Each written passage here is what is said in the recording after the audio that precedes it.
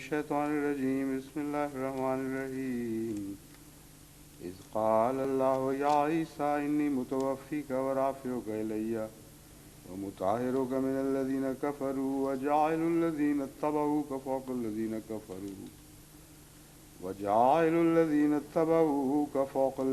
كفروا إلى يوم القيامة ثم إلي مرجعكم فأحكم بينكم فيما كنتم فيه تختلفون.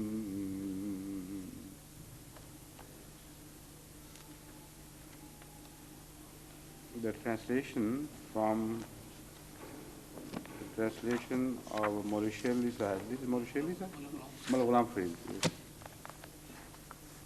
Is as follows. Remember the time when Allah said, O Jesus, I will cause thee to die a natural death, and will raise thee to myself, and will clear thee of the charges of those who disbelieve, and will exalt those who follow thee above those who disbelieve until the day of resurrection. Then to me shall be your return, and I will judge between you concerning that wherein you differ. Mauritius Sahib bhi hai किसी के पास? हाँ यहाँ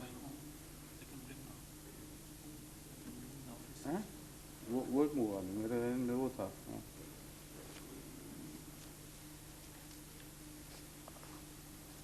This verse has been a verse which has been hotly debated between Ahmadis and non-Ahmadis, and many books have been written, and a large portion of a book, Surah Aale-Imraan, written by Hazrat Mirza Tahir Ahmad, has been devoted particularly to this debate. So many issues are raised. To start with, the meaning of the word mutawaffi has been the major bone of contention, and also the true meaning of the word rafi'uka as found in this particular context, and in the other contexts where God uses this particular word to show endearment of some of his servants. So what they mean, a large part of the debate has been devoted to these two aspects. Then also the debate rages round the fact that according to the Ahmadiyya position, these words are mentioned in the order of incidents, in the chronological order. Not exactly in the sense of chronological order, but in the sense that they are placed in an order where God intentionally wanted them to be placed, and you cannot alter their position without destroying the meaning. This is the position taken by Hazrat Masih Maud very strongly. And the non-Ahmadis are compelled to change the position of these words to achieve their motives. That is also a part of this debate. And then the meaning of mutahiruka, what it means, and Ja'il lazina tabawuka fawqa lazina kafaru. Who are the people who are mentioned in this part of the verse, which says that God, according to the promise given to Jesus Christ by God, those who followed him would always have domination over those who disbelieved. So what does disbelief means here? Those who disbelieve in God or anything, or just disbelieve in Jesus Christ? And what is the meaning of domination? What sort of domination is intended here? So all these issues will be taken up in due course. But before we begin to resolve these issues, you must remember that this is all, the Holy Quran is each verse of the Holy Quran is connected with the preceding verse as well as with the following verse. And you cannot take one verse out of context without its relationship with what has preceded and what is to follow. So I don't know whether you remember where we left last year. So let me tell you that this was the last verse which we commented upon, which we studied together, was وَمَكَرُوا وَمَكَرَ اللَّهُ وَاللَّهُ خَيْرُ الْمَاكِرِينَ. I don't remember having discussed this verse in detail. Did we? Yes, I don't remember this. So why have they told me that it is here that I should start?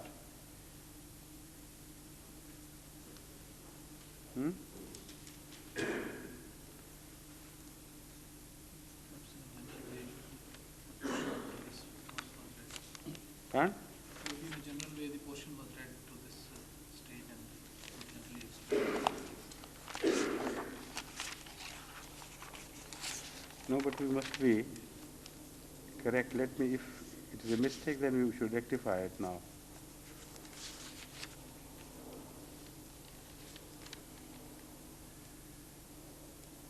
I remember this, Uhilla lakum ba'dul ladhi, this we have already covered. Inna Allah rabbi wa rabbakum fa'buduhu hadha siratum mustaqim. Did we cover this last year?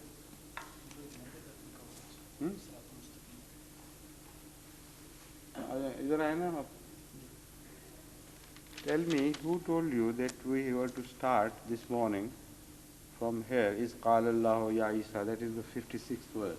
The last verse ends with The recitation with or the commentary too? Are you sure? Imam Sahib doesn't remember and I don't remember. And does anyone else remember whether we had covered the commentary of the verse 55th, that is Makaru wa Makar Allah? You remember? I checked from the cassettes myself.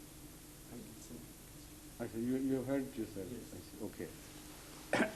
So, Bishnathara, I want to compare the translations in Maulvi Sherli Sahib's Quran, and now Quran is everybody's the same for everybody, but I mean the translation or the rendering of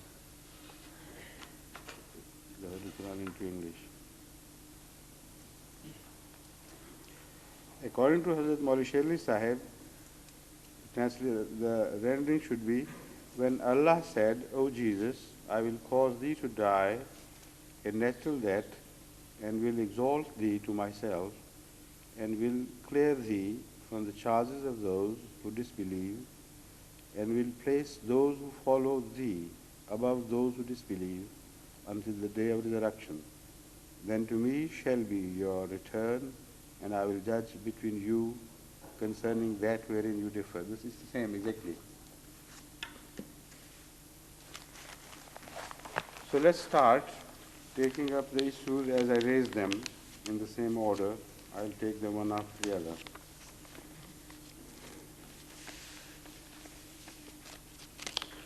First of all, the meaning of tawaffi. Inni mutawaffika wa rafi'uka ilayya. Hazrat Muslim Maud has discussed this issue in detail with reference to the most reliable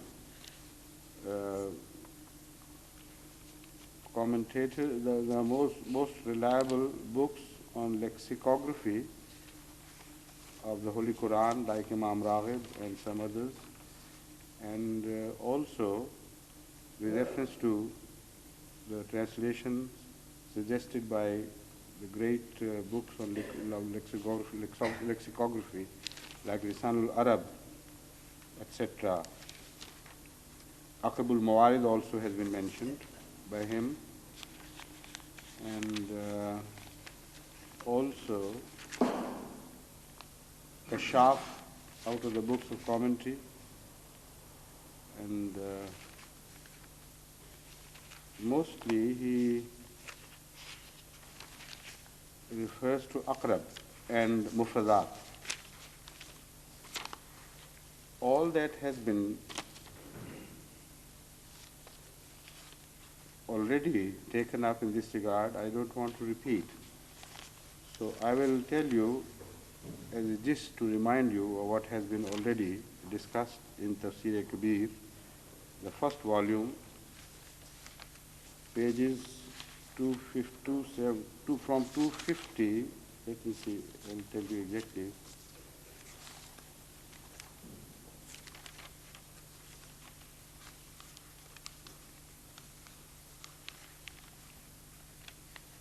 This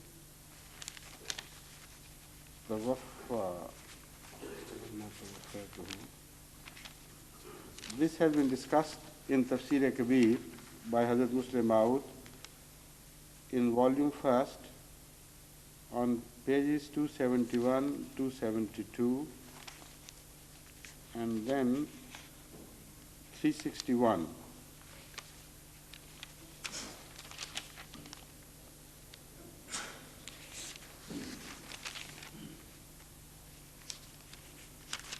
Unfortunately, my notes are not in order in this regard.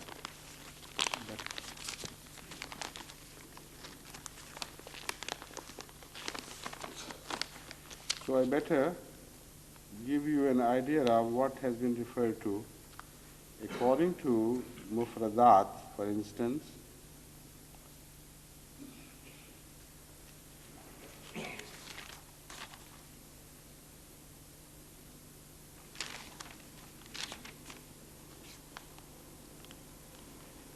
the infinitive root of mutawaffi ka, according to Aqrabul Mawarid, let me start with Aqrabul Mawarid, is waw fe ye. And the root word letters are waw fe ye, and its infinitive is wafat. And this is from the major tafawul.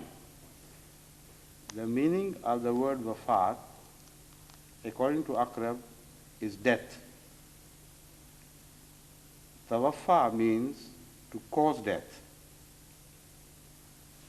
Tawaffa Allahu Zaidan, according to Aqrab al-Mawarid, when it is said Tawaffa Allahu Zaidan, it means Allah caused Zaid to die. Qabada ruhahu, also to take away his soul. Tuwuffiya fulanun majhulan qubidat ruhuhu wa mata. Tuwuffiya basiga majhul. That is to say, when it is used in passive form, it means that person about whom it's used, his soul has left his body and he has died. So God is mutawaffi, the one who causes to die, and man is the one who is al-mutawaffa, the one who is made to die, who is caused to be dead.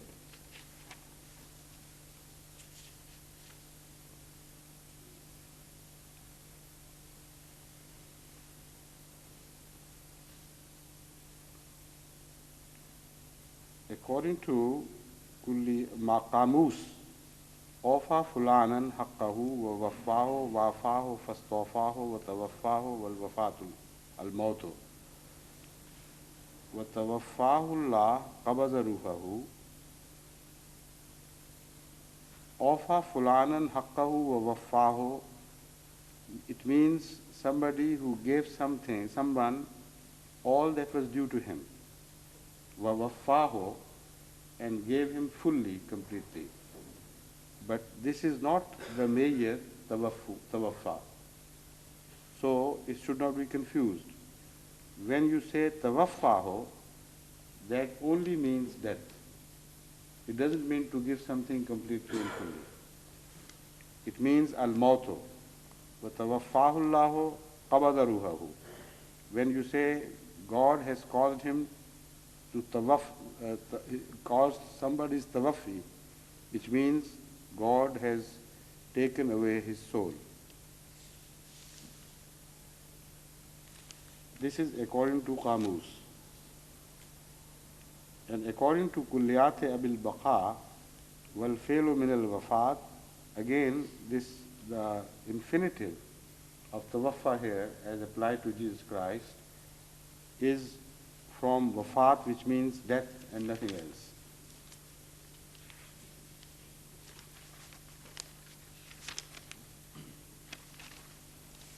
Hazrat Masih Maud has discussed in detail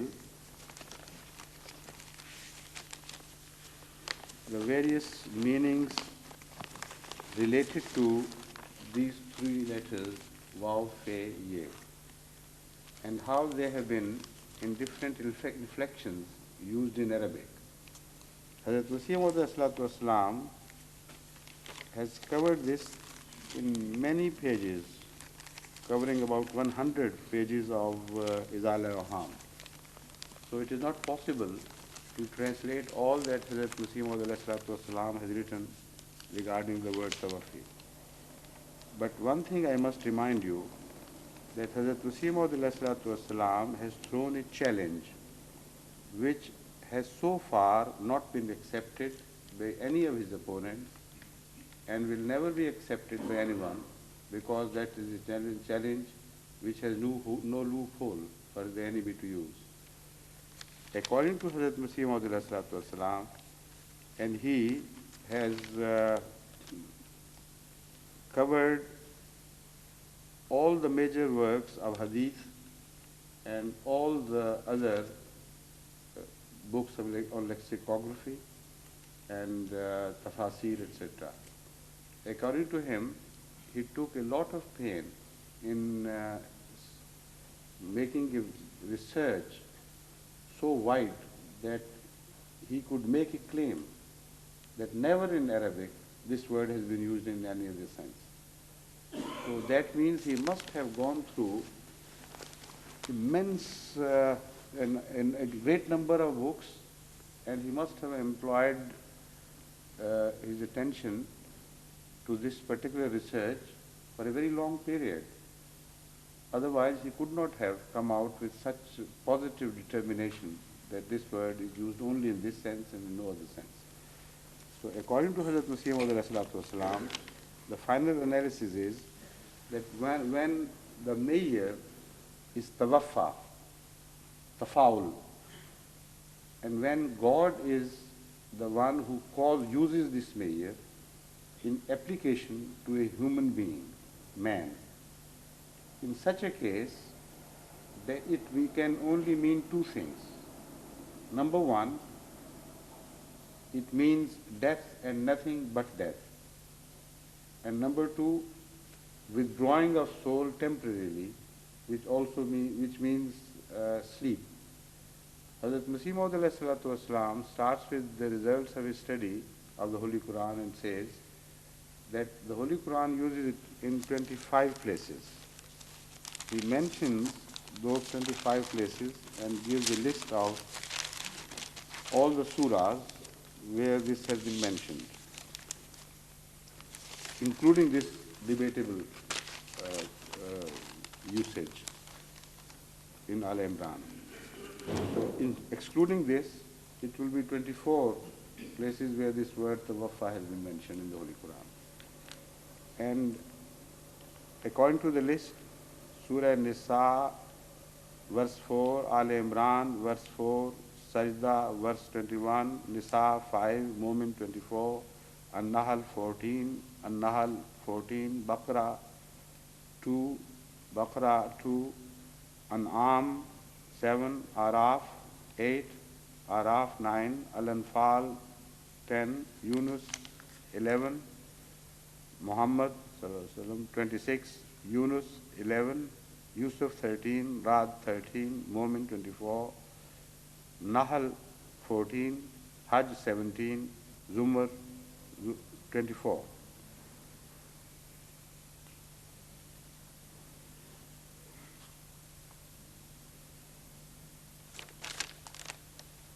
And 1 Al-An'am 7. According to Hazrat Masih Maud, by study of all these places where the Holy Quran uses the word tawaffa, it is clear that only in two places it has been used to mean anything other than total death. But without fail, everywhere it means withdrawal of soul or consciousness from the body, separation of one's soul from the body. According to the Holy Quran, if it is temporary, like Hazrat Mirza Tahir Ahmad has quoted verse 7 of Al-An'am, هُوَ الَّذِي يَتَوَفَّاكُمْ بِاللَّيْلِ, He it is who causes you to die during the nights. Or another place, Allahu yatawaffa, from Surah Zumar 24, Allahu yatawafful anfusa hina mawtiha wallati lam tamut fi manamiha فَيُمْسِكُ الَّتِي قَضَى عَلَيْهَا الْمَوْتَ وَيُرْسِلُ الْأُخْرَى إِلَى أَجَلٍ مُّسَمًّى. According to this verse also, Allah has used this word indicating sleep, which is a partial death. But in no way body is ever mentioned to have been taken up wholly. In every case, according to Hazrat Mirza Tahir Ahmad, there is a separation of something which you call spirit, partially or totally, from the body. And without that separation, this word cannot apply to man, whenever God uses it. So this is the emphasis. According to the position taken up by the non-Ahmadi scholars, this word should include everything of man, body and soul altogether. And when God says, Inni mutawaffika, according to the non-Ahmadis, the meaning should be, He took them up totally, took him up totally, entirely. Soul and body, everything was taken up by God and ascended up to heaven. This is what has been proved to be entirely wrong on the authority of the Holy Quran, and these are the verses used by Hazrat Mirza Tahir to indicate that there is no exception whatsoever. Then he further took pain to study all the important works of Hadith. And I'll show you what he writes about this particular aspect of his great undertaking.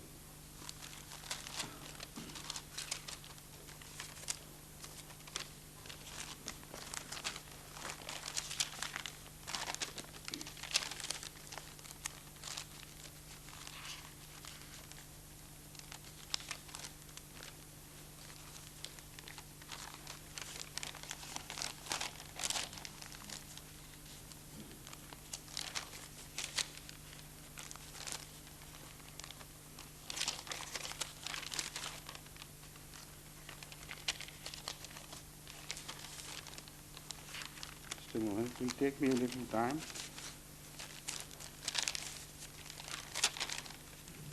find out.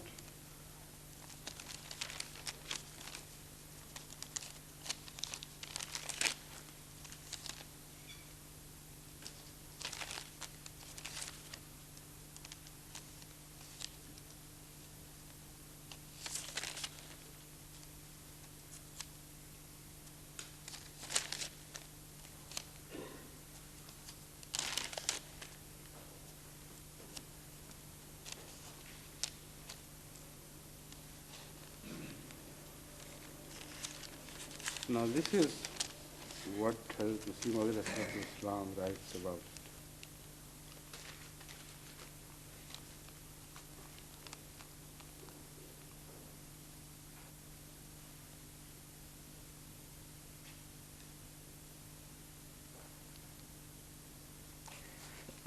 He says, फिर इसके बाद इस आजिज़ ने हदीसों की तरफ रुजू किया तब मालूम हो कि हज़रत सल्लल्लाहु अलैहि वसल्लम के ज़माना में सहाबा और ख़ुद हज़रत सल्लल्लाहु अलैहि वसल्लम इस लफ्ज़ तवफ़ी को ज़िव्र रूह की तरफ मंसूब करके किन किन मानों में इस्तेमाल करते थे। ये लफ्ज़ उस वक्त उनके रोज़मर्रा मुहावरात में कई मानों पर इस्तेमाल होता था या सिर्फ एक ही माने कब्ज़ रूह और मौत के लिए मुस्तअमल था।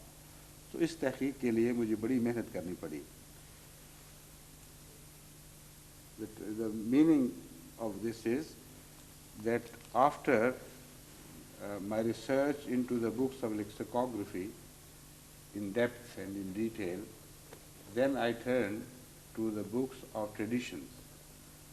And the purpose of my research was to find out what was the usage of the word tawaffa according to Hazrat Rasul Akram sallallahu alaihi wasallam and his companions, and whether they ever used it in any sense other than the withdrawal of soul temporarily or permanently from the body.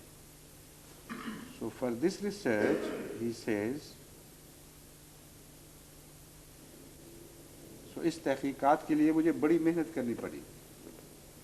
I had to go through hard labor and great pains to make this research. और उन तमाम किताबों सही बुखारी, सही मुस्लिम, Tirmidhi, इब्न माजा, अबू दाऊद, नसई, दारमी, मुअत्ता, शरह सुन्ना वगैरह वगैरह का सफ़ा सफ़ा देखने से मालूम हुआ that all these great books of traditions were read by Hazrat Masih Maud alayhi salatu wasalam, page after page, letter after letter. And he says, in all these books of traditions, जो दाखिल मिशकात हैं, which have been quoted by Mishkat, all these books of traditions which have any authority and any weight have been included in Mishkat. And some are traditions from some others, some from some others have been taken by Mishkat. So whichever book of Hadith has been mentioned in Mishkat, Hazrat Masih Maud alayhi salatu wasalam read it from A to Z and with full concentration to find out where the word tawaffa has been used in what sense. So he says, in all these places, the word tawaffi has been used 346 times. Imagine how thorough he was in his researches and how painstaking. Now, unfortunately, in some of our commentaries, his works have been mentioned without mentioning his name at all. Now, for instance, this 25 times it is used in the Holy Quran. This is the first time Hazrat Masih Maud alayhi salatu wasalam has mentioned it and referred to those verses. All those verses and the surahs have been mentioned. But in this 5-volume commentary, this fact has been mentioned briefly, but no reference to the labor of Hazrat Masih Maud alayhi salatu wasalam is given. This is not honest. This is not the proper attitude. Honest, I don't mean they have been dishonest consciously and wanted to hide some facts, but honest in the sense, honest to Hazrat Masih Maud alayhi salatu wasalam's, his person, and loyal to him. If one is totally committed to him, then of course these things come up, and I think these great scholars have not been disloyal in that sense at all. I can't say that they have been disloyal consciously, but they have followed the Western style, and perhaps they thought it is unnecessary to mention every time that they take reference from Hazrat Masih Maud alayhi salatu wasalam. Or maybe also they thought that everyone knows that all their knowledge is based on the researches of Hazrat Masih Maud alayhi salatu wasalam. So they must have taken this lightly because of this, because it will be a very big allegation if I say they did it intentionally to avoid the mention of Hazrat Masih Maud. I can't believe that could have happened at all. So when I said in all honesty, I didn't mean that the authors or the writers or the compilers of this tradition, this commentary, 5-volume commentary, have in any way dishonest or disloyal to the cause of Hazrat Masih Maud alayhi salatu wasalam, but just to emphasize my sense of, injury at not finding this mention, I use this strong word. but also this great research has been totally left out from this commentary, which should have been a part of it. So Hazrat Muslim says 346 times this word has occurred. He says maybe I have omitted a few words here and there by mistake. I don't know.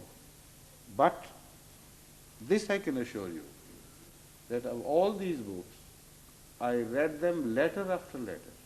I did not miss a single letter in my fast reading. That is to say, I did not scan through these works. I read them in detail and in depth. So if ever a word has been missed out, it is because of human error. I mean, otherwise, it shouldn't have been missed. That is the emphasis he is laying here.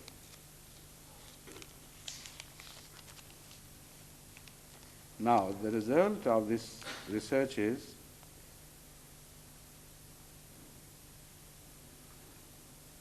I have read, again he says, I have read not only those parts of these books which have been related to Hazrat Rasul Kareem sallallahu alaihi wasallam as his sayings, but I have also read every word which has been attributed also to the companions of the Holy Prophet of Islam. And in each such case, the word only meant partial or total withdrawal of soul, and never taking up the body along with it. So this is a great research. Then he extended his research also to the usage of the Arabs. So this small challenge, which we tend to forget many a time, is the result of a huge task of investigation and thorough research, which was very wide and which covered not only the Holy Quran, the books of lexicography, the books of traditions, but also other books of the Arabs wherever the word tawafa was found to have been used by great Arab scholars earlier than Islam. After all this, he throws this challenge to the ulama and says that bring out a single instance from any Arab usage, anywhere in the world, at any time in the world, where God has used the word tawaffa in application to somebody who has soul. And that means to take him up wholly along with his body. Every time without fail, it means severing of soul from the body, whether temporarily or permanently. So that is the issue which is resolved once and for all. So instead of going into the detailed references of lexicography, which I have got here, of course, I should like to skip over them because it's unnecessary after this challenge. And also, as I have mentioned, in Tafsir-e-Kabir, many books of authority have already been mentioned, so why to repeat all this? So the crux of the matter is that now you can speak with authority, with full confidence, and throw this challenge to anyone who dares to oppose you in this sense, that bring one single reference of the Arabs anywhere where the word tawaffa was used by God and the object of usage was man or anything having soul, and the word meant other than withdrawal of soul from the body, that is to say separation from the body. The point which is emphasized by the non-Ahmadis is that tawaffa, because in some other mayas, the same words waw, fe, ye, when inflected in some other mayas, also mean to take something fully.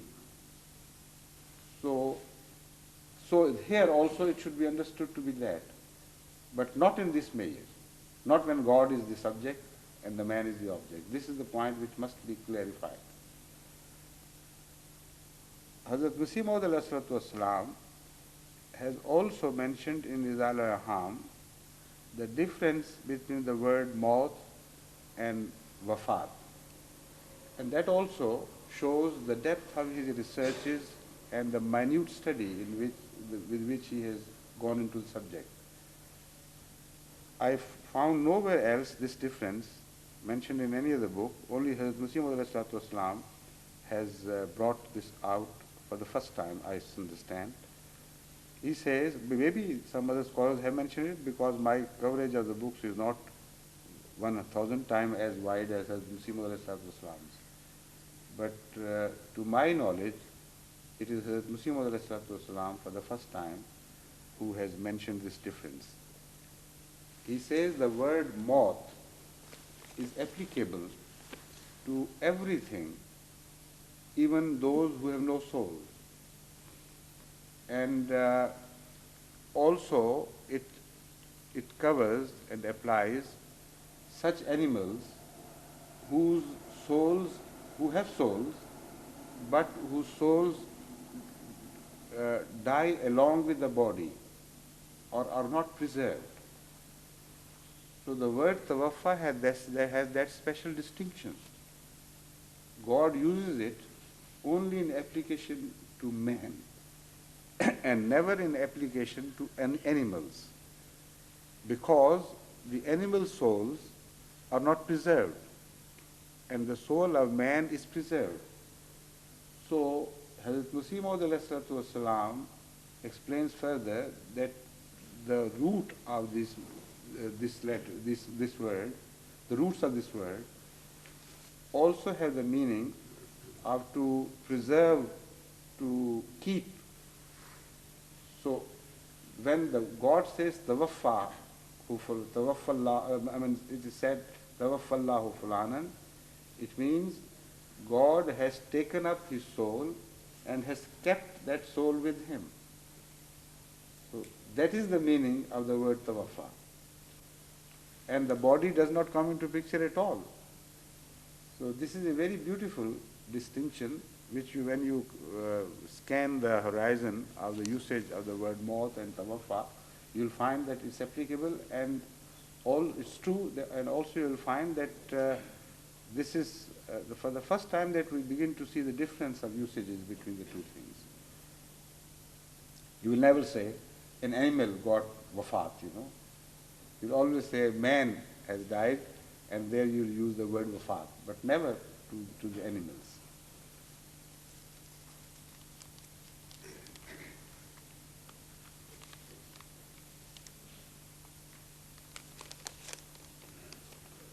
But in the challenge, Hazrat Masih Maud ﷺ has used the word ziruh. That is why I have made this clarification, you must remember it. When Hazrat Masih Maud ﷺ gives a challenge, he doesn't say only in application to man, but he says anything which has soul. If God uses this word in application to that something which has soul, it always means separation of soul from the body and nothing else. But God will never use it in application to animals. That is what I am telling you. Because the philosophy is that animal souls is not indestructible.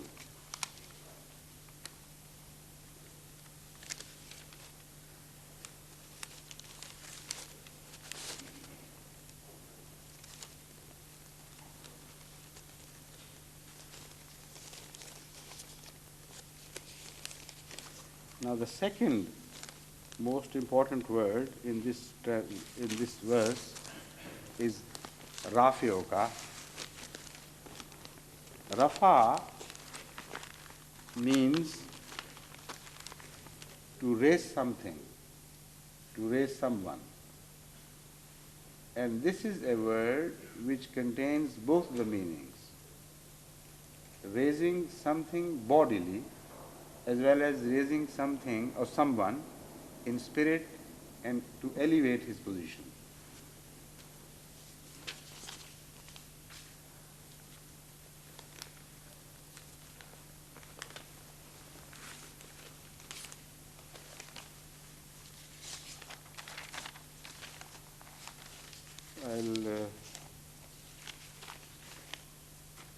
Hazrat Muslim Maud has quoted Aqrab and Mufradat.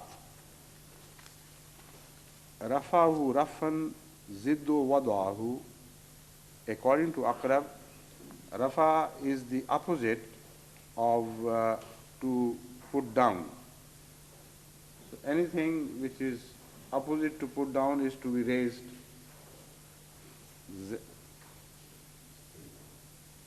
So according to Aqrab, this is used metaphorically as well as physically. When you say Rafa Zaidan il al-Hakime Rafan wa Rafanan qaddamahu ilayhi lil muhakamate, when you say that someone Rafa Zaid, that is to say presented Zaid to the king, this means that he was presented to the king because king is higher in authority. It does not mean necessarily that he was lifted bodily, but because someone is presented to a higher authority, so the word Rafa can be used. This is the meaning of this usage here. Again, it also means someone who has got a special place with a higher authority. So his position is elevated. According to this, Rafa ila sultane rafanan qarrabahu, which means when somebody has been presented to the king and the word Rafa is used, it means his position is elevated with reference to his closeness to the king. According to Mufradat Raghab, which is one of the most wonderful books on the lexicography of the Holy Quran, and I place it highest in order of all the books which I have referred to. I have had the opportunity to study. Mufradat is the most beautiful book. It's not just a book on lexicography which deals the subject mechanically, but this is a book written by a man who is gifted by Allah with a deeper understanding of the Holy Quran. So it is apparently a book of lexicography, but it is not just that. It is also a book of commentary in very short sentences. He refers to many deeper meanings of the words. And the beauty of this book is that it always brings to light the usage of the same word in other places of the Holy Quran. And with reference to those usages, he makes the subject clear. According to Mufradat, الرفع يقال تارة في الأجسام الموضوعة إذا I can't read this. ये क्या लिखा हुआ है? तमलैतहा عن مقرها आलैतहा, ये मिला दिया है. मौजूद इज़ा आलैतहा अन मक़र्रहा व तारतन fill मंज़िलते इज़ा शर्रफ़तहा. That means that the word Rafa is used sometimes in application to bodies. When it is used in application to bodies, it means that you have raised the position of the body from the place where you found them. Maqar is the place where you found them. If you raise it, elevate the position of the body, then the word Rafa is used. But taratan fil manzilate, and sometimes it is used to indicate the status. Iza sharraftaha, tashrif means to raise somebody's status. So sometimes it is used for that. So he mentions the usage in the Holy Quran like ilas samai kaifa rufi'at wa ilas samai kaifa rufi'at. and you see or observe the heavens, how God has raised them. The word Rafa is used here. Now, Hazrat Imam Raghib is a very special lexicographist. Particularly, it's obvious from this usage as well. An ordinary person would have said, because heaven is high and we are low, so the word Rafa means something which is raised bodily. But Hazrat Imam Raghib says, no, it is not just that. Maybe it is this, and also it may mean that the status of the heaven is very high and very lofty. The position and the place it occupies in sense, not in bodily placement, but in its sense and its quality and its importance, that is very great. So that is why I praise Hazrat Imam Raghib particularly, because he does not leave things at a cursory study or just superficially, but goes into the deeper meaning of things.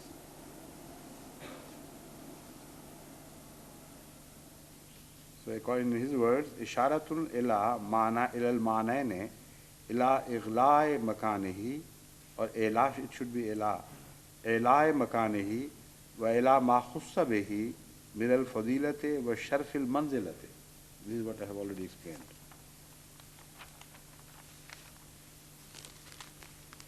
So the word Rafa'ahullahu may mean God raised him bodily. This is the meaning which is preferred by the non-Ahmadis. And it may mean God raised him in status and made him dearer. So this will issue when it comes, we'll discuss it in detail. Hazrat Masih Maud has also discussed this.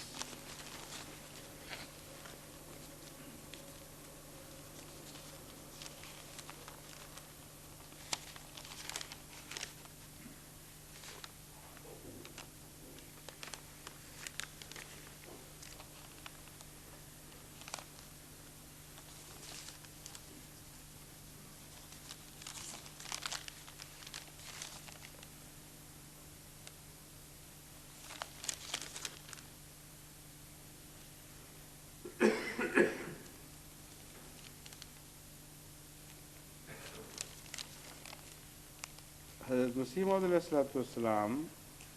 accepts, of course, because he would accept the truth always.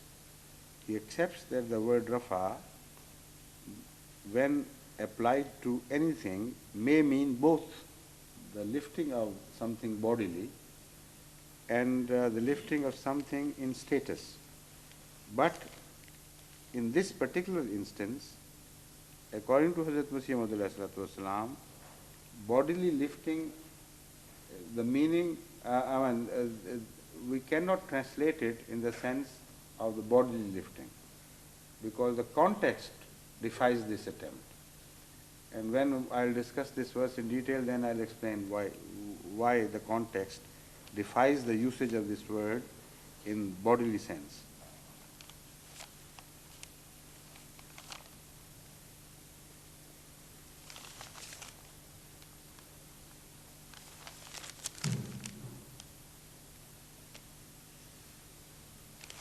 I think before proceeding further, let's start taking this part of the verse for further detailed discussion. وَإِذْ قَالَ اللَّهُ يَا عِيسَى إِنِّي مُتَوَفِّيكَ وَرَافِعُكَ إِلَيَّ. And when Allah said to Jesus Christ, إِنِّي مُتَوَفِّيكَ وَرَافِعُكَ إِلَيَّ, I am going to, or I am about to cause you to die. وَرَافِعُكَ إِلَيَّ, and to raise you towards myself. According to the non-Ahmadis, the difficulty of finding this word mutawaffika before the word rafiuka is the biggest hurdle in their way of believing that Jesus Christ was taken up alive bodily to the heaven. Hazrat Masih Maud has emphasized the positioning of these two words. Mutawaffika is mentioned first and rafiuka is mentioned after this. So according to Hazrat Masih Maud, if the word mutawaffika is to mean, according to the non-Ahmadis, which we have proved to be wrong anyway, that he was taken up bodily, even then their purpose will not be solved, because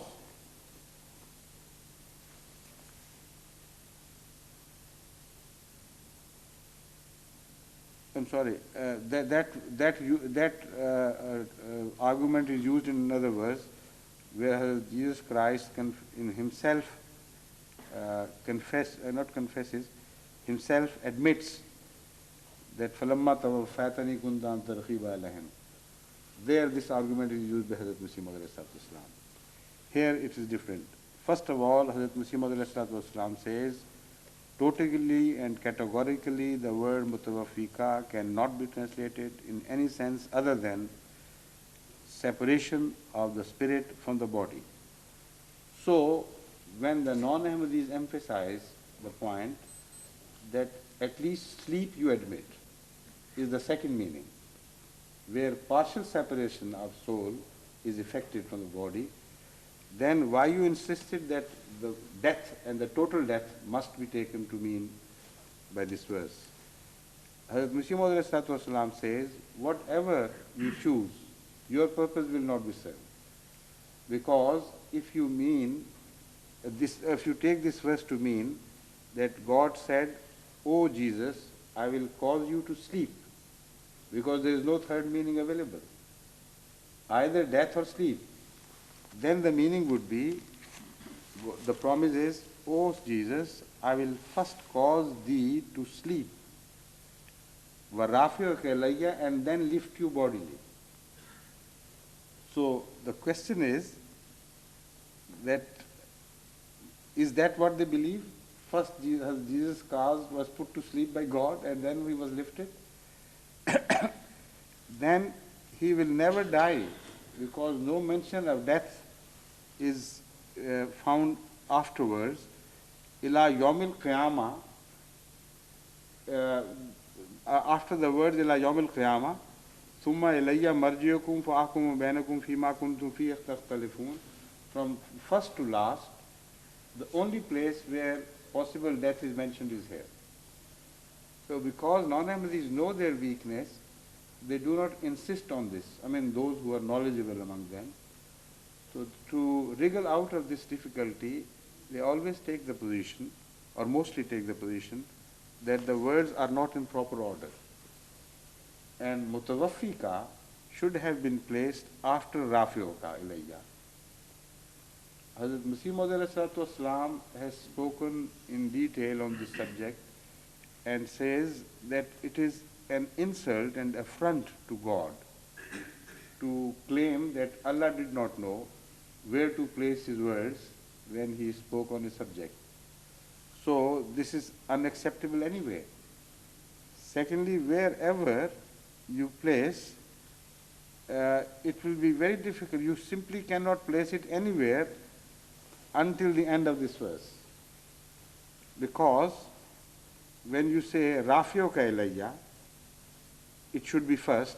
The meaning would be, God wanted to say, "O Jesus, I will raise you to myself, bodily," according to their meaning. And then mutawaffika, put it here. The meaning would be that while in heaven you will die there, because there I will cause you to die. So when will he return? No mention of return is found anywhere here. وَمُطَاهِرُكَ مِنَ الَّذِينَ كَفَرُوا. This will happen after his death. And I will purify you of all the abuses and allegations hurled against you by your enemies. So you can't place it here. If you place it after mutahiruka minal lazina kafaru, then again there is no, the meaning would be, oh Jesus, I will raise you first bodily, then will purify you. Purification will take place in the heaven, not here on earth.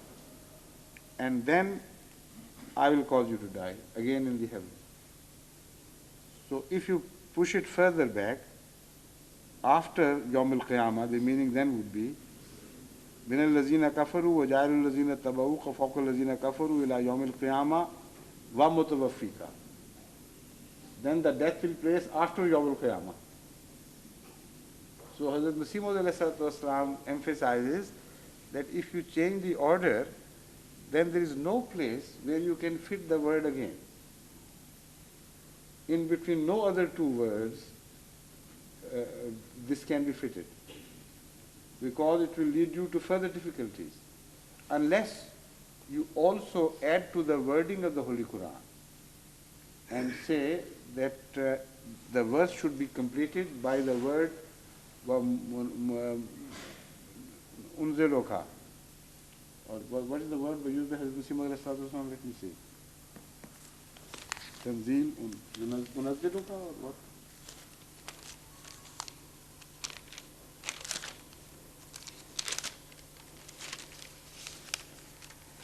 Anyway, whatever the Arabic word, possible Arabic word you conceive, Hazrat Masih Maud emphasized the point that unless you believe that God forgot to mention one very important fact which took place in between these things, that was to cause you to descend to the earth again. You can't place this word mutawafika, once you lift it from its present position, it cannot be placed back. So this is the complete argument of Hazrat Masih Maud, which should be fully understood. And anyway, wherever it is placed, the second point should not be forgotten. Wherever it is placed, the meaning of mutawaffika there would be either death or sleep. So, if death is not the meaning, then sleep will be the meaning, though no third meaning is possible.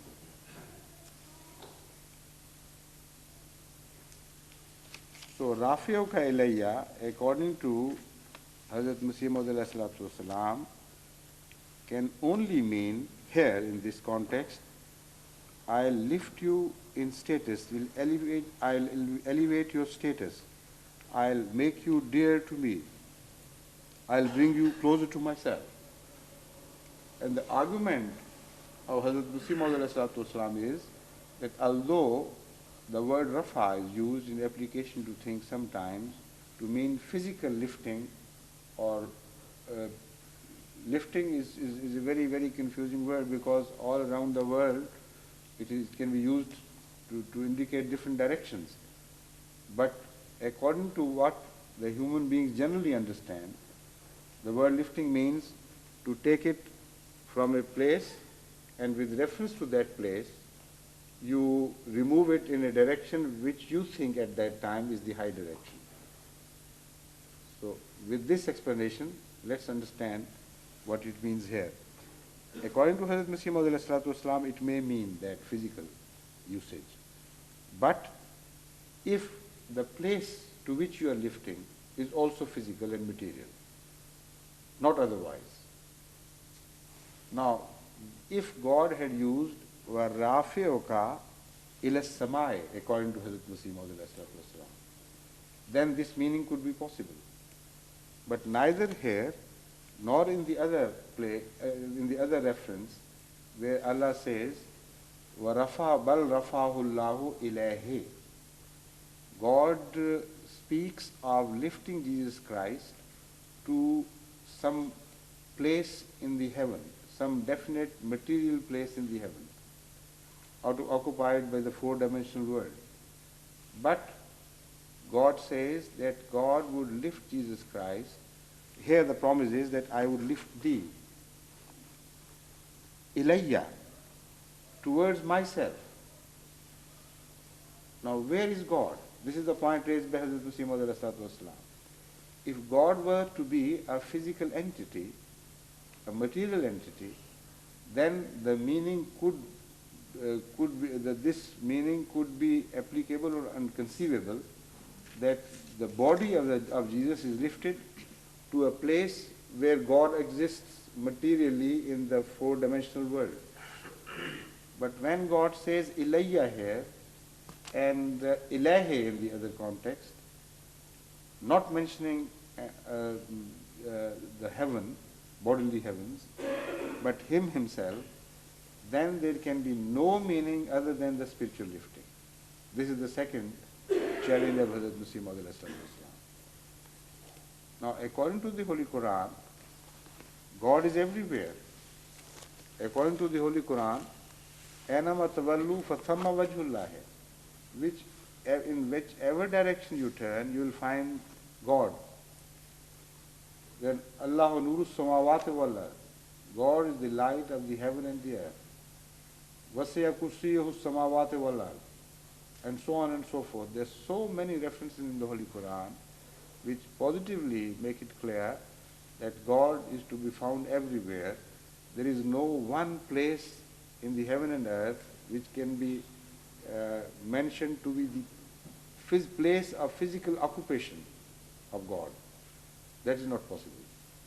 So when God says, I will raise you to myself, where will he move? Now you conceive this further, enlarge this picture in your mind, and then you will begin to understand the hollowness of the non-Ahmadiyya position. If God meant him to be removed bodily from the place where he was when the promise was being made, then the moment he was removed from that place, it would be established that God was not there. This is the main problem. You know, God says, I will remove you from this place bodily to that place where I am. Which means, if it's the meaning of the body, the bodily meaning is emphasized, then the meaning would be that, oh Jesus, the place where you were, there I was not. So you were godless. You were in a hollow, in a vacuum where there was no God. So I will remove you from that place and remove you physically to that place where God is. So this meaning, as explained by Hazrat Masih Maud repeatedly, is untenable. It's impossible for any sane man to stick to this meaning and yet believe in God. So in this context and in the other context which I have mentioned, the meaning is only spiritual lifting and not bodily lifting. وَمُطَاهِرُكَ مِنَ الَّذِينَ كَفَرُوا, and I will separate you. In fact, tathir, tahara, tathir, I'll first read the meanings from some books called lexicography.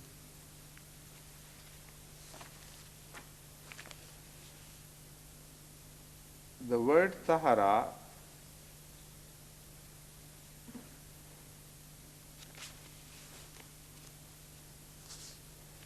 means purification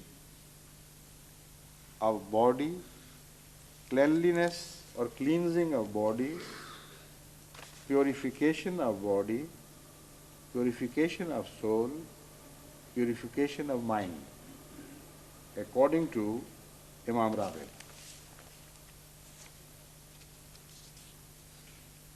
It can be applied both to physical material things and also to the living things.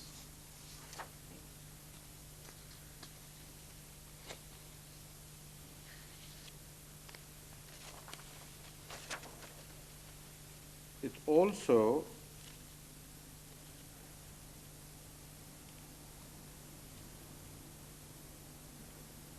is applied to uh, ladies, a state of ladies when they are not menstruating. So the word tuhur is used for the period in which ladies are not menstruating.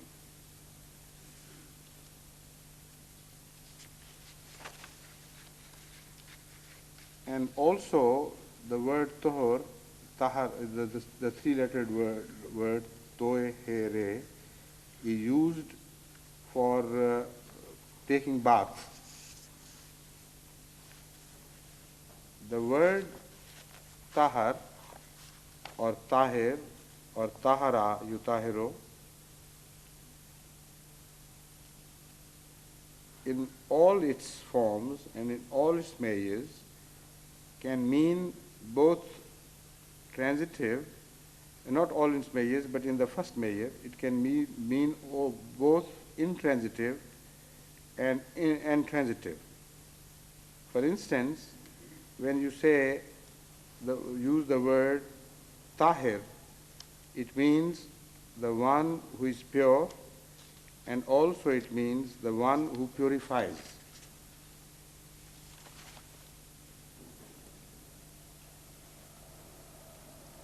So when you say tahara, it is not because tahara does not mean to purify. You know, according to the Arabic system of measures, the word tahara, let's say zaraba, means he beat someone. If it is intransitive, then it is shifted to another measure, which some other measures, which turn a intransitive word into a transitive word. Like, for instance, karoma means someone who got exalted by himself. Nobody raised him. He was noble in himself. But when you say akrama, this is a different measure in Arabic. The same word is used in this deflection, in a different deflection and different measure. It means somebody made him noble, akrama. And the Holy Quran also uses it in this sense. Akramu. Akramahu wa na'amahu. Wa fana'amahu. Again, the word can be made transitive from intransitive by shifting it to another measure which has a double letter in the center. Karrama, yukarremu, takriman. So the three-lettered word is karam, kaf, re, mim. This is intransitive. If you turn it into a transitive letter, you can do it in two ways, or maybe some other ways. Number one, by shifting it to the measure ikram, if'al. Then you will say, instead of karoma, akrama, which means he made someone else noble. Karrama also means the same thing. But the word karrama has an additional meaning. That is to intensify the meaning of the three-lettered word. So when you say akrama, it means you made him noble, you lifted his position. But when you say karrama, it may also mean that you did it intensely. You made him very noble. So the word is not only changed into transitive, but also its meaning is intensified. So here the word mutahiroka is used instead of muthiroka, atharoka. Why this?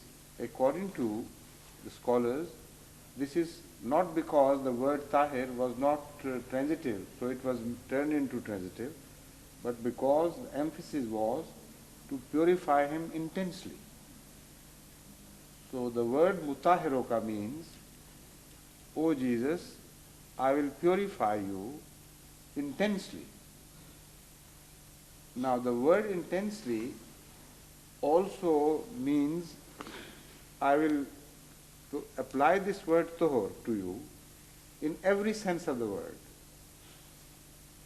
So when you begin to understand this emphasis, that the word tahar, whatever sense and connotation it contains, will apply to you, which means that a complete purification and also other meanings which are possessed by this word, toe here. Now, one of the other important meanings is, this is very interesting and for which I had an inclination to believe that this could mean this, but I had no authority, but now I have got the authority to. According to, let me say the authority, Hazrat Imam Raghib, the word taharahu, taharan, also means abadahu, to create distance between something and one thing and another thing. To bodily remove something from one place and sever the physical ties and create a distance between one and the other thing. So the word tahara also is used in this sense, according to Imam Raghib, here in application to Hazrat Jesus alayhi salatu wasalam. So the word rafa fails to indicate bodily lifting, because then it will have to be lifting or removal only in one direction. But the word mutahiruka completes the tale when we understand that according to this promise of Allah, Jesus was to be removed bodily also from those people who were trying to crucify him. And after the crucifixion, distance will be created, not the crucifixion, after the attempted crucifixion, different distance will be created between him and those people who were trying to crucify him, so that he will be inaccessible to them bodily too. That meaning holds water, and this is exactly what we find actually took place in history. So here the meaning would be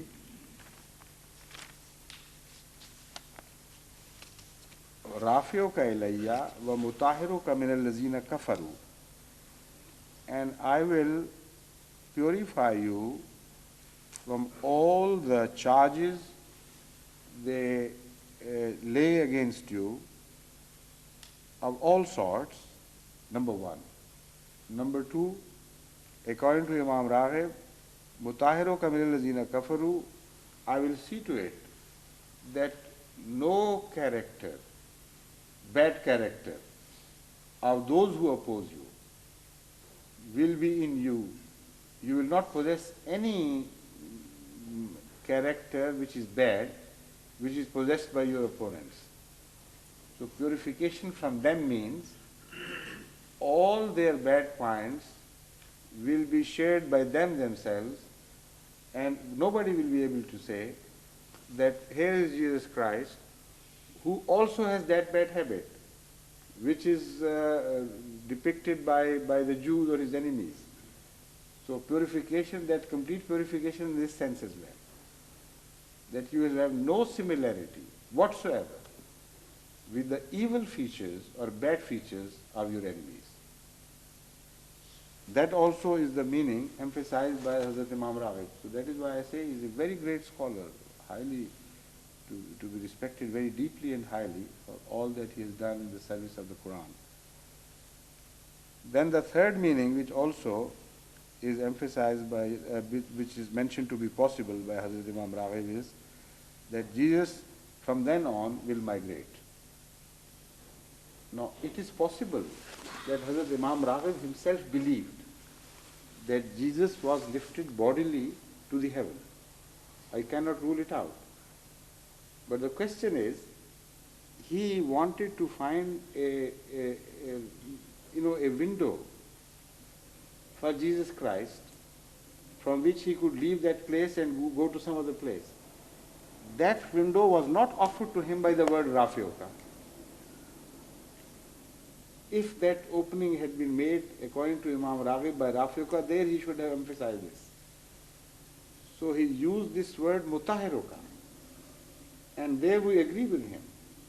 because the word mutahiruka opens the possibility of the removal of Jesus' body or physical existence from the place where he was attempted to be crucified to some other place, but not to heaven, because no mention of heaven or no mention of lifting is made at all here in this verse when you reach the point of the word mutahiruka.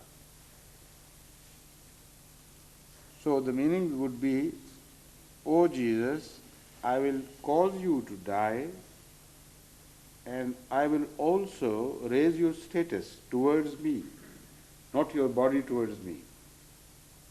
And I'll exalt you from the non-believers, and I'll purify you in the sense that you will have no bad point possessed by your opponents, and also I'll remove you physically from them so that you will no longer be accessible to them. They will not be able to reach you. I'll remove you to such a place. And all these meanings are terrible and correct when applied to the history of what happened. وَجَعَلُ الَّذِينَ اتَّبَعُوكَ فَوْقَ الَّذِينَ كَفَرُوا إِلَى يَوْمِ الْقِيَامَةِ, and I'll cause those who follow thee to be dominant over those who reject thee. And this will continue to be so till the day of resurrection. Hazrat Masih Maud alayhi salatu wassalam has also mentioned the word, has also translated the word Qiyamah to mean the coming of Hazrat Muhammad Mustafa sallallahu alaihi wasallam. And in this context, one of the meanings of this verse, and there would be other meanings as well, would be that Allah promised him that until the time that Hazrat Muhammad Mustafa sallallahu alaihi wasallam would appear, his followers would have predominance or domination over his opponents. And from then on, the reference will be to the followers of Hazrat Muhammad Mustafa sallallahu alaihi wasallam and his opponents. You know, that is the reason why this period can be fixed between the time of Jesus Christ, peace be upon him, and the coming of advent of Hazrat Muhammad Mustafa sallallahu alaihi wasallam. But that is not the only meaning. That is one of the meanings. Hazrat Masih Maud alayhi salatu wasalam has categorically accepted and also emphasized the other meaning, in which you can say, you can translate the word al-Qiyamah to mean the doomsday, when everything will be destroyed, when the mankind as a species will be wiped out. So till that time, the promise is that the followers of Hazrat Isa alayhi salam would always have domination over his opponents.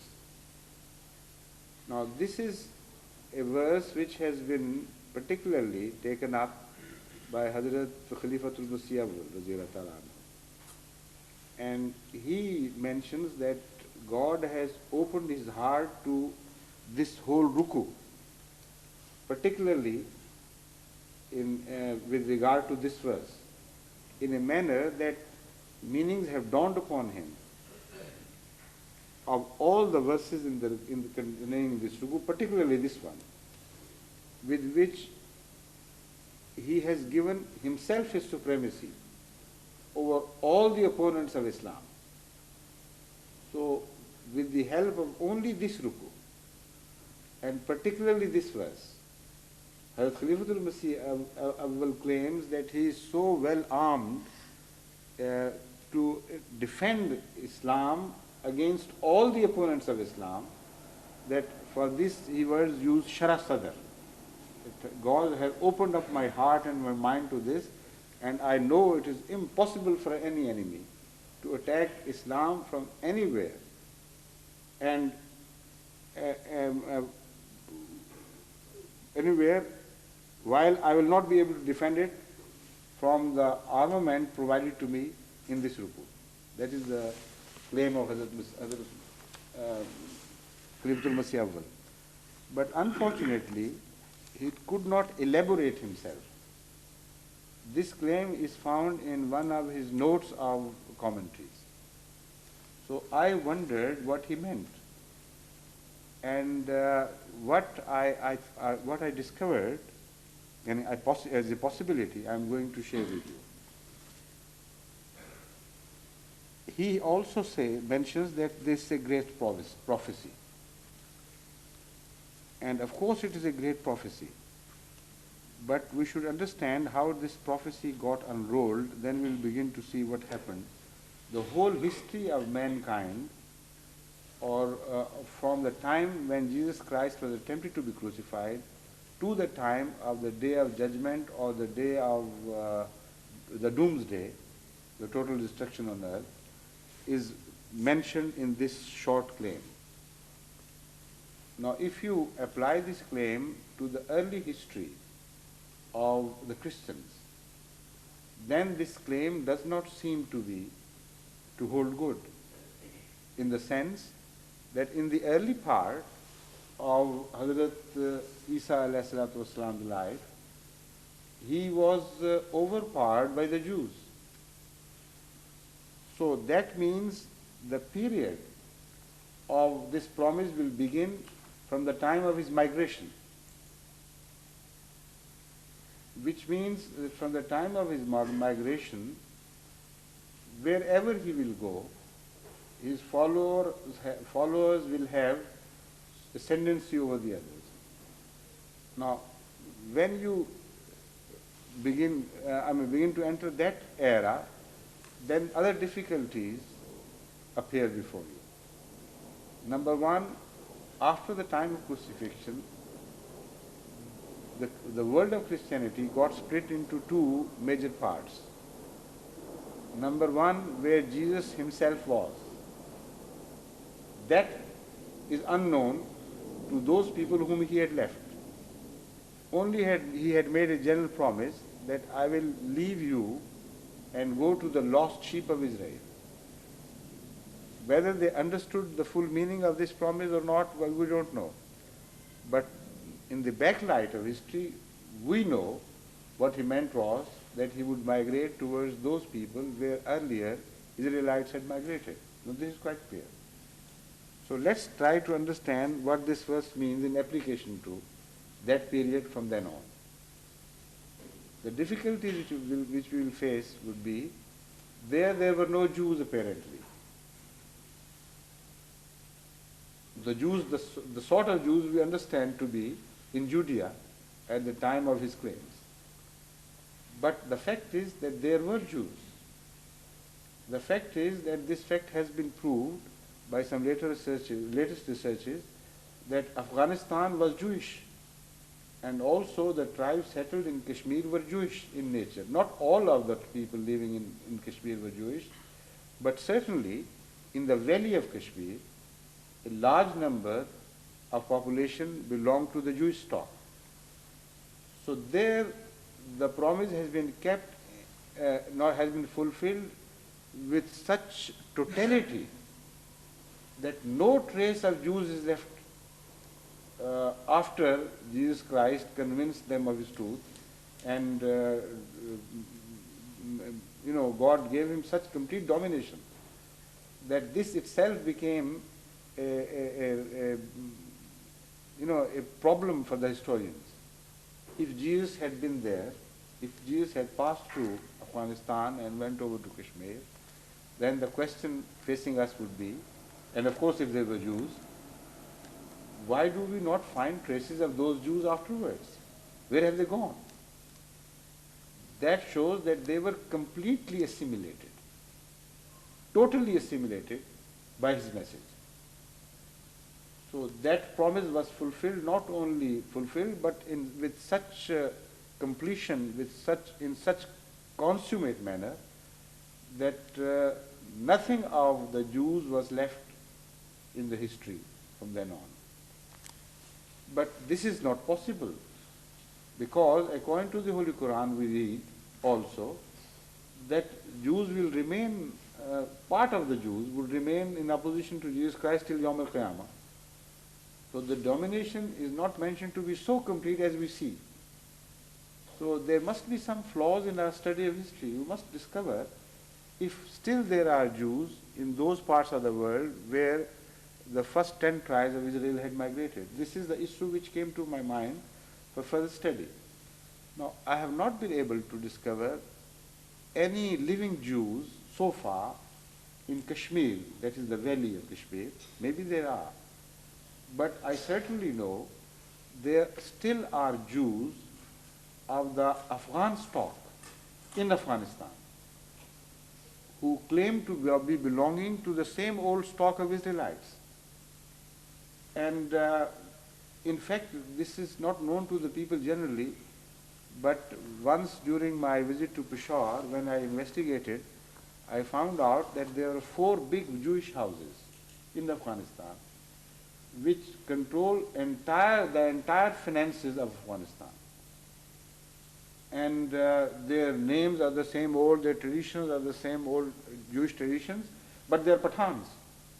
Nobody can say that they came in the recent history from any other area of the world. They are deeply Pathans in their roots, totally belonging to that soil.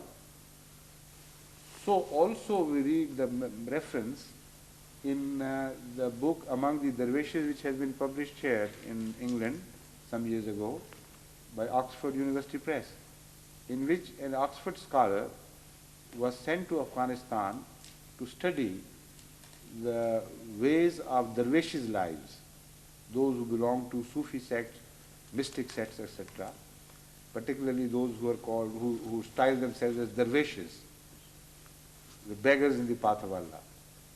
He was sent to investigate into those old tribes of dervishes, and in that book he mentions the finding of a tribe which was entitled Musai, and that, according to him, was an old Jewish tribe, and the leader of that tribe admitted that they were Jews prior to this in religion as well. They belonged to the books of Torah, and then Jesus Christ converted them. So for this discussion, it's enough. I mean, this reference to what passed between him and the leader of that Musai tribe. The name of that tribe is Musai, also indicating belonging to Musa. But this suffices for our purpose today, that the Jews were found in Afghanistan and they were converted by Hazrat Isa alayhi salatu wasalam into Christianity of the true style. The Christianity which did not teach people to worship Jesus Christ and his mother, but the Christianity which taught them that Jesus was only a man, a human being, and his son, not literally, but only metaphorically. That also is mentioned in that book. So we have found traces of Jews. And we have also discovered that the Jews still exist, though in small minority, in those areas, where earlier the tribes of Israel had migrated. And to this day, the followers of Jesus Christ have domination over the others. Now, when you say the followers of Jesus Christ, then you must enlarge the application of this word followers. According to the Holy Quran, the true followers of Jesus Christ are those who believe in him. And when Hazrat Masih Maud mentions that Qiyamah also may mean the coming of Hazrat Muhammad Mustafa sallallahu alaihi wasallam, then those who believed in Hazrat Rasul Kareem sallallahu alaihi wasallam not only believed in him but also believed in Jesus Christ among other prophets. And from at that time, they were the true believers. And they were so perfect believers in the sight of Allah that this promise was also applicable to them. And they could not be defeated by the Jews in any sense of the word. So the word ittabauka has got enlarged.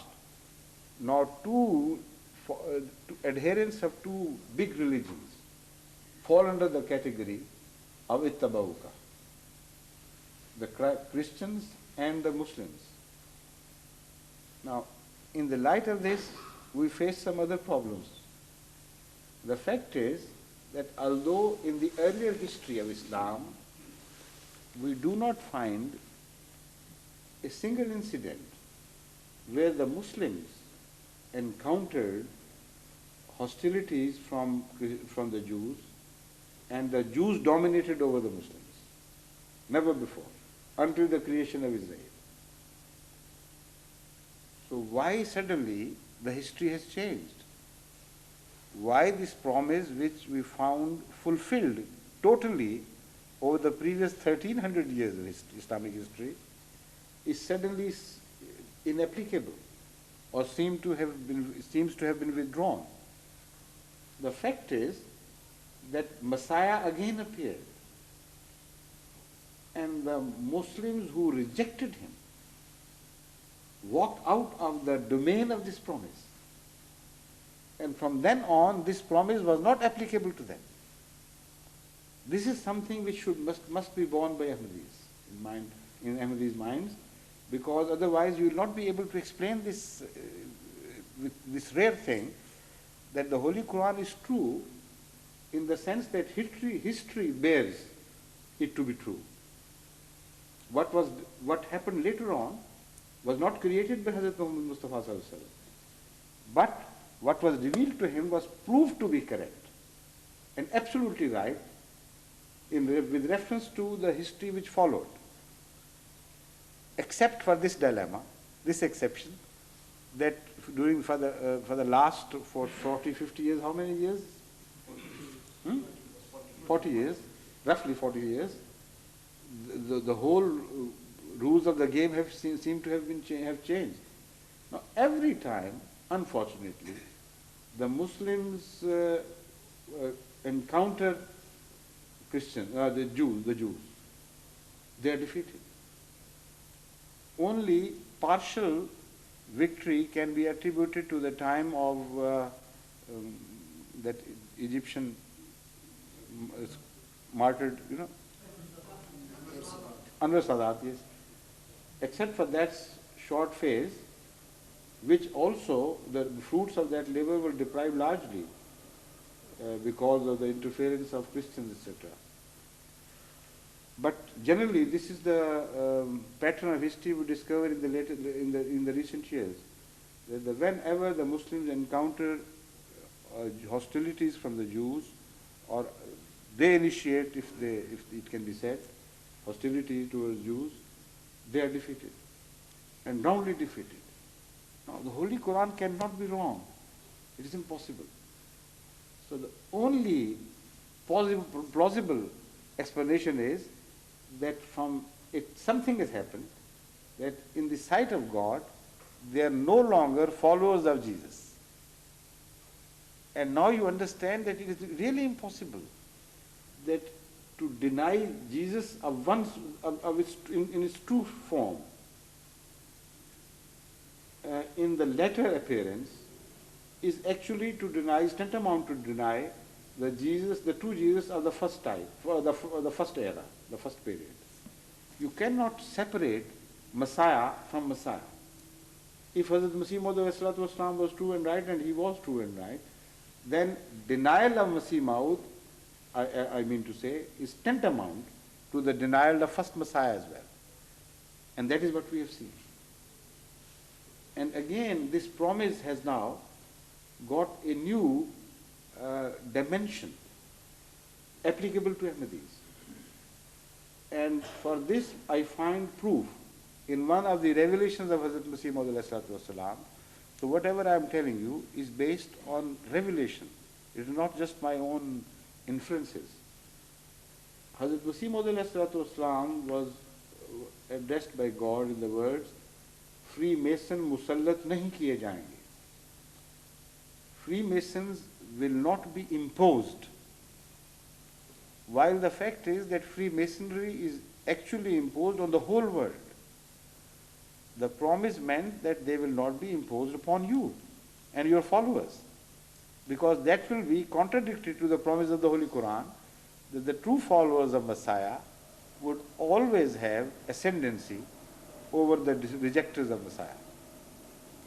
So this ascendancy is now our fate with the grace of Allah.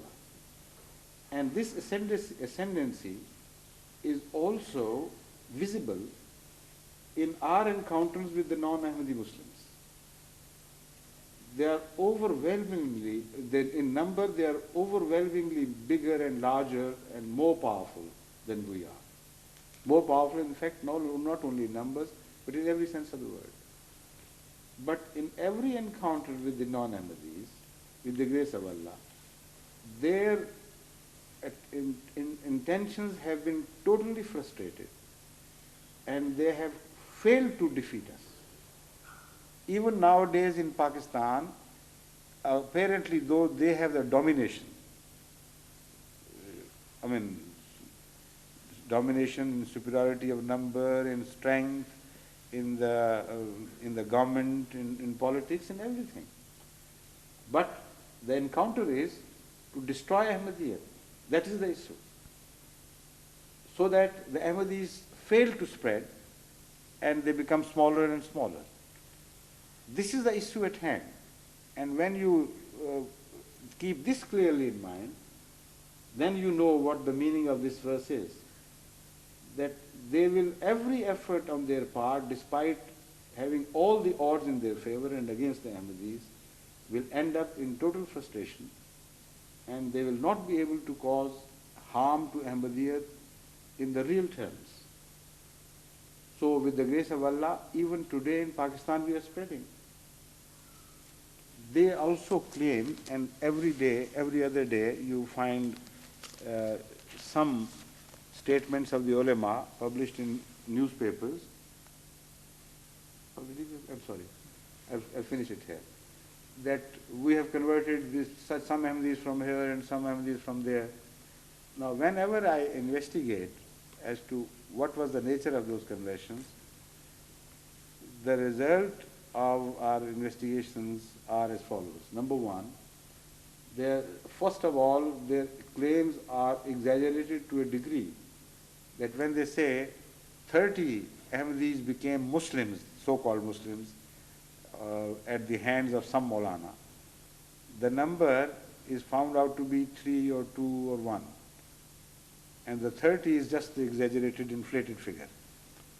Number two, it is revealed that those who are claimed to be, to have got converted to the so-called Islam, are those who never had any contact. They were born Ahmadis in some cases, but they had no contact with the Jamaat whatsoever. And they were never paid chanda, they never appeared in the mosque, they never even appeared in the Jummah or Eid. So already they were living a sort of cut off, severed existence from the tree, and they were dead. So they could be anybody's game. So that is the second type. The third type is those who have already been punished by Jamaat Ahmadiyya for moral offenses. They of many different sorts.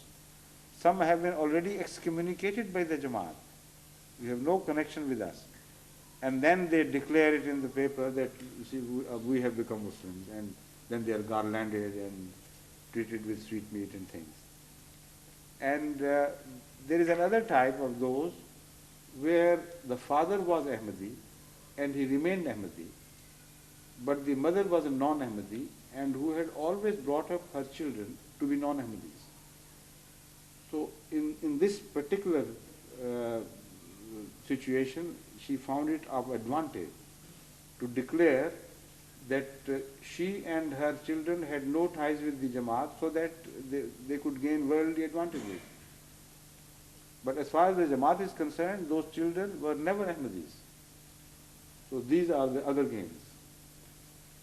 And one or two other categories can be described, but what actually is happening is that there is no genuine conversion, not a single one, throughout this period of persecution of Ahmadis.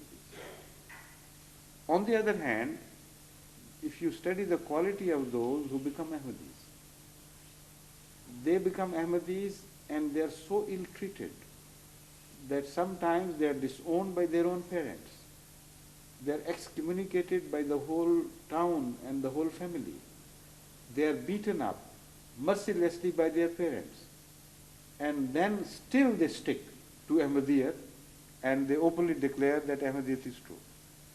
Now, can you put them in the same scale? It is impossible. I mean, every man with the slightest sense of justice can say that this is true conversion and that is just a false thing.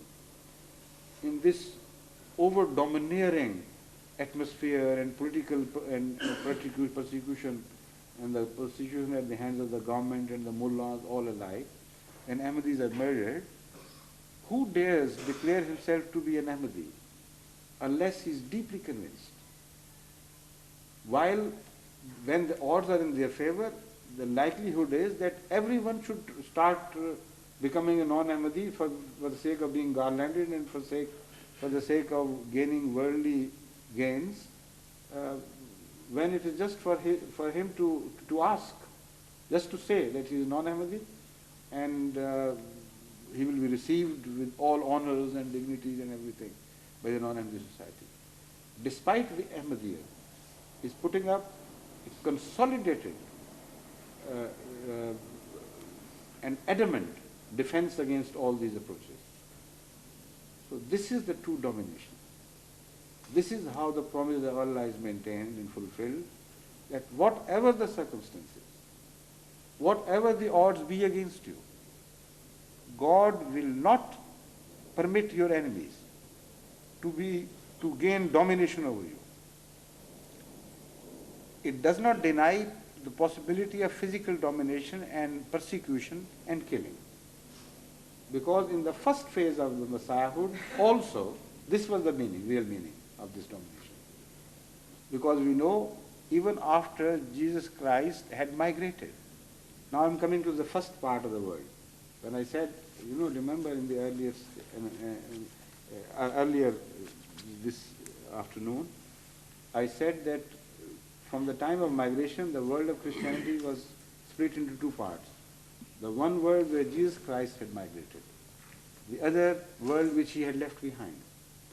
In both these worlds, this promise had to be fulfilled. And this is what I am proving.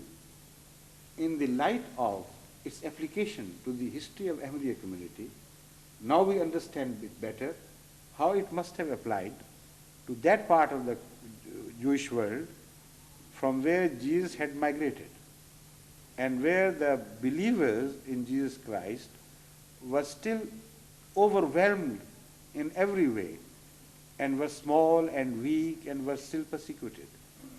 How could you say that God kept his promise and the Jews failed to persecute or to hurt and injure the Christians who were left behind? They were not, if that is the meaning.